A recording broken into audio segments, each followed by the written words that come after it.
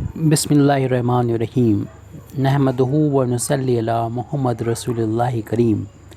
ये problem partial differential equation of first order की है। Solve y square x minus y p plus x square y minus x q is equal to z x square plus y square.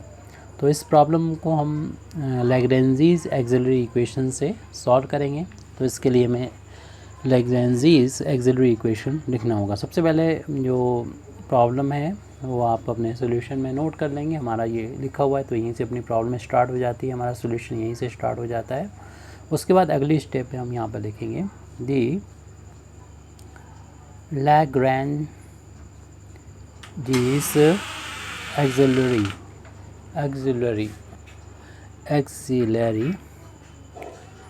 Axillary equations.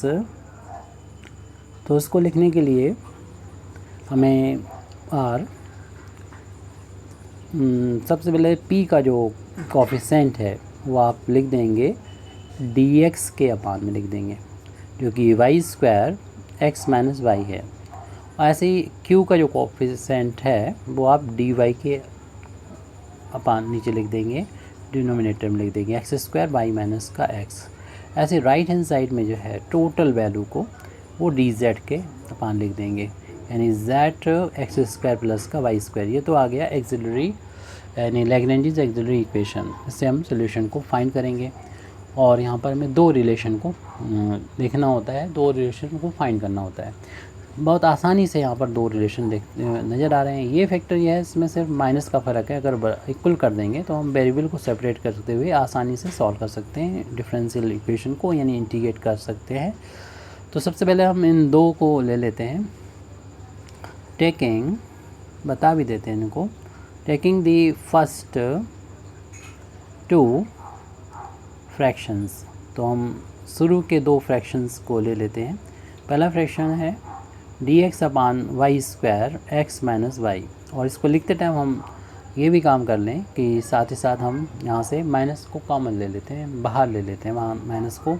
जब minus को हम बाहर लेंगे तो bracket के अंदर का साइन चेंज हो जाएगी। ये माइनस था तो प्लस हो जाएगा, प्लस वाले को पहले लिख देते हैं, ये माइनस हो जाएगी, इसको बाद में लिख देंगे और यहाँ से ये फैक्टर को कैंसिल कर देंगे। इस तरीके से हम देख रहे हैं कि dx अपान वाई स्क्वायर आया। हालांकि वेरिएबल सेपरेट तो नहीं हुए हैं, लेकिन हम आराम से इसको सेपरेट कर सकते हैं। यानी जिधर dx है उधर हम एक्स स्क्वायर वाले को ट्रांसपोज कर सकते हैं और इधर dy उधर हम वाई स्क्वायर को ट्रांसपोज कर सकते हैं। तो यहाँ पर ट्रांसपोज कर दीजिए x क्रॉस मल्टीप्लिकेशन के तौर पर। तो एक्स स्क्वायर को याद इधर ले जाएंगे, वाई स्क्वायर को यहाँ पर ले जाएंगे, तो हमारी ये वैल्यू इस तरीके से हमको मिल जाएगा कि x square d x minus y square d y. इस टर्म को अगर हम राइट हैंड साइड में ट्रांसपोज से लेफ़्ट में ले आते हैं, अगर राइट हैंड साइड से लेफ़्ट में ले आते हैं तो राइट हैंड साइड में ज़ीरो बचेगा। अब हम इंटीग्रेट कर देंगे, इनको लिख देते हैं ऑन इंटीग्रेशन। ऑन इंटीग्रेटिंग तो हमें मिलेगा दिस गिव्स पावर बढ़ जाएगी, 2 है तो 3 हो जाएगी, अपान में भी 3 आ जाएगा, प्लस इसका इंटीग्रेशन बाई के रिस्पेक्ट में करेंगे, इसमें पावर 2 से 3 हो जाएगी, अपान में भी आ जाएगा। कांस्टेंट ऑफ इंटीग्रेशन, जीरो का इंटीग्रेशन कांस्टेंट आएगा। पहला कांस्टेंट c1 बोलेंगे, लेकिन इसमें अगर अपान में 3 आ रहा है तो आप इस कांस्टेंट में भी अपान 3 कर लें। हालांकि कोई ज़रूरी है ना करें तब भी चलेगा। और पूरे इक्वेशन को 3 से मल्टीप्लाई कर देंगे तो हमें मिलेगा x q plus y q is equal to c1। और एक रिलेशन आ गया, c1 की वैल्यू आ गई, क्योंकि हम लोग सोल्यूशन लिखते हैं आर्बिट्री फंक्शन फाई की फार्म में, c1 कमा c2 इज इक्वल टू 0 की फार्म में। यहाँ पर c1 की वैल्यू लग देंगे तो c2 की वैल्यू। अब c2 कैसे निकलेगा, जो दूसरा हमारा रिलेशन हमको जो मिलेगा उससे हमें c2 की वैल्यू हमको मिल जाएगी। तो इसके लिए क्या करना होगा, हमें ध्यान देना होगा, इसमें दिमाग लगाना होगा कि किस यहाँ पर कौन से मल्टीप्लायर ऐसे लिए जाएं जिससे कि डिनोमिनेटर न्यूमरेटर जो है होगा उसको डिफ्रेंशिएट करने पर हमें न्यूमरेटर मिल जाए, यानी ये एग्जैक्ट बन जाए।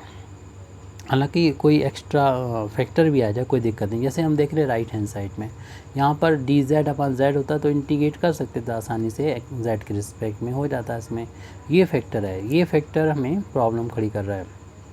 और हमें एक्स स्क्वायर यहाँ नज़र आ रहा है, वाई स्क्वायर यहाँ पर नज़र आ रहा है, और ये चीज़ जो है वो यहाँ पर हमें एक जैसी है लेकिन नेगेटिव साइन का फ़र्क है। तो हम इसी चीज़ को ध्यान में रखते हुए यहाँ पर मल्टीप्लायर इसमें तो एज इट ले लेंगे, यहाँ पर इसे पॉजिटिव बनाने के लिए -1 ले लेंगे इसका मल्टीप्लायर, ताकि ये x माइनस वाई हो जाए। और जब हम इनको मल्टीप्लायर लेके इसको जब हम सब्सट्रैक्ट करेंगे तो ये चीज़ कॉमन आ जाएगी, और जो ब्रैकेट में बचेगा हमारा वो फिर हमारा इसी फॉर्म में आ जाएगा, और जिसका हम आसानी से सॉल्व कर सकते हैं। तो इसका यूज़ करना होगा हमें, यानी पहले मल्टीप्लायर ले लेते हैं। तो मल्टीप्लायर लेते हैं, यहाँ पर ये कैलकुलेशन करेंगे तो आपको फिर समझ में आ जाएगा। अभी ज़्यादा कॉम्प्लिकेटेड हो रहा था तो हमने इसको यहीं से रोक दिया है। तो चूजिंग 1 -1 और 0 एस, यानी जो dx के लिए, dy के लिए और dz के लिए ये लिया है 0, इसलिए क्योंकि 0 का कोई रोल यहाँ पर है नहीं, तो इसमें हमने मल्टीप्लायर लिया है। मल्टीप्लायर्स, तो यहाँ से हमें ये वैल्यू जो आएगी मल्टीप्लायर लेके हम जब न्यूमरेटर में भी इनका मल्टीप्लाई करेंगे डिनोमिनेटर में और उन सबको ऐड कर देंगे सभी को, तो जो वैल्यू मिलेगी वो हर एक फ्रैक्शन जो हमें हमारा ये इक्वेशन है यहाँ पर उसके हर एक फ्रैक्शन के बराबर होगी, यानी इन्हीं के बराबर होगी। तो इनके बराबर सभी के रख सकते हैं, या फिर हम सभी को ना लिखना पड़े इसलिए हम लिखते हैं ईच फ्रैक्शन। तो ईच फ्रैक्शन ऑफ इक्वेशन हम वहाँ पर डाल देते हैं। अगर हम इक्वेशन उसको वहाँ पर ए बोल दें तो सही रहेगा, ताकि पता चले हम किस की बात कर रहे हैं। इक्वेशन ए डाल दिया ऑफ ए, इक्वेशन ए का में हमने, तो ईच फ्रैक्शन ऑफ ए जो है वो इक्वल हो जाएगा, किसके इक्वल हो जाएगा आप देखिए। पहले में हमने जो dx है उसमें 1 से इंटू किया, ना सिर्फ न्यूमरेटर में बल्कि डिनोमिनेटर में 1 से इंटू किया। 1 से इंटू करेंगे इस पर सेहत पर कोई से इफेक्ट नहीं पड़ेगा, वो तो वैसे ही आ जाएगा वाई स्क्वायर और x माइनस का वाई। और डिनोमिनेटर में हमने -1 से इंटू किया है, यानी dy में अगला मल्टीप्लायर, और इसमें भी हमने -1 से इंटू किया। तो ये माइनस हमने 1 से मल्टीप्लाई किया है, उससे ये वैल्यू जो है वो x माइनस वाई हो जाएगी, और ये इसके साथ में हम प्लस फिर कर सकते हैं, यानी माइनस है, माइनस को अंदर ले गए तो प्लस हो गया, और ये हमारा एक्स स्क्वायर था और x माइनस वाई बन गया है। और फिर दूसरा वाला 0 इंटू डी जेड करेंगे तो ये तो 0 ही हो जाएगा। ऐसे ही डिनोमिनेटर में 0 इंटू वो वैल्यू जो डिनोमिनेटर की इसकी है ये लिखेंगे तो वो 0 हो जाएगी। तो उसको नोट नहीं कर रहे हैं, नहीं लिख रहे हैं, तो ये वैल्यू आ जाएगी dx माइनस का dy हो जाएगी न्यूमरेटर में सिंपलीफाई करने पर।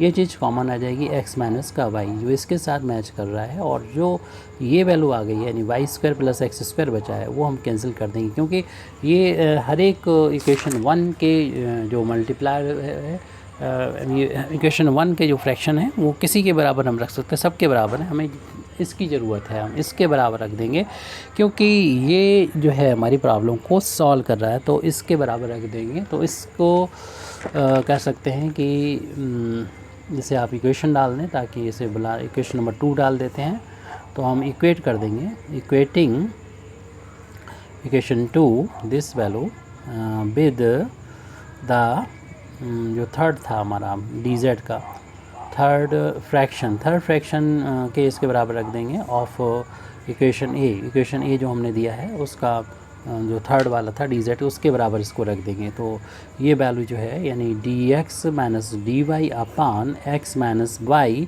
और वाई स्क्वायर को बाद में लिख दिया, एक्स स्क्वायर को पहले लिख दिया, प्लस का साइन है, ऐसा इंटरचेंज कर सकते हैं, कम्यूटेटिव होता है प्लस, आपको मालूम ही है।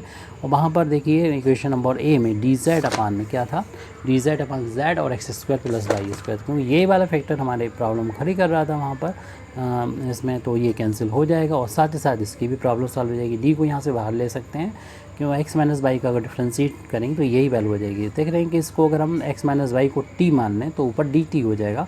ऐसे ही जिस तरीके से z है तो ऊपर डी जेड है, तो इसका इंटीग्रेशन करने पर लॉग की फॉर्म में 1/z का इंटीग्रेशन लॉग आता है, तो इसका भी इंटीग्रेशन जो है इसे टी मानने पर ये डी टी होने पर टी का इंटीग्रेशन यानी 1/t का लॉग टी हो जाएगा।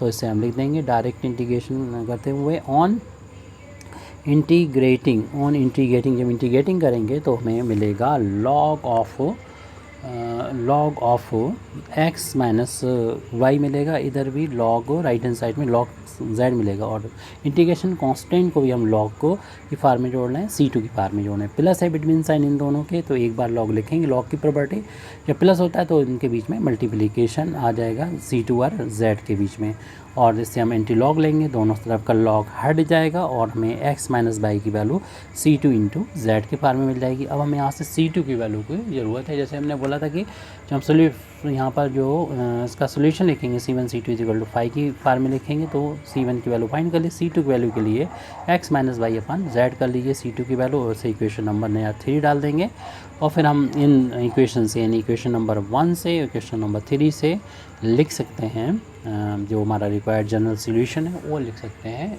आर्बिट्ररी फंक्शन फाई की फार्म में। तो from equation 1 and equation 3 the